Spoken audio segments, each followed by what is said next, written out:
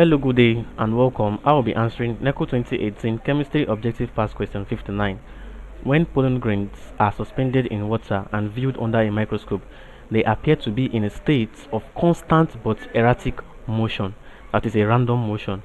Now, this is due to a chemical reaction between polygrain and water, B, convectional current, C, small changes in pressure, D, small changes in temperature, and E, the bombardment of pollen grain by the molecules of water.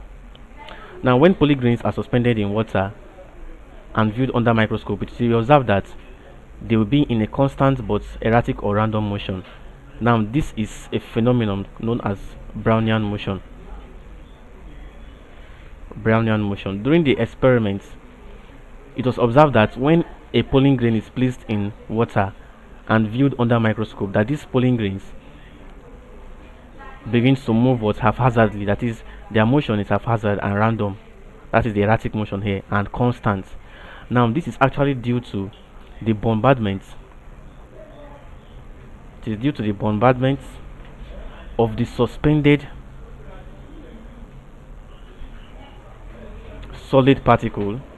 In this case, the pollen grain now is a solid particle, by the surrounding molecule of liquid medium,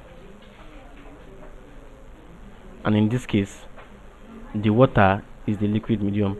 So due to the bombardment of these particles of these pollen grains by the surrounding molecules of water, that is what brings about the constant but erratic motion of these pollen grains when observed under a microscope, and that is option E, the bombardment of pollen grains by the molecules of water. So this is actually the phenomenon or the activity that brings about this Brownian motion.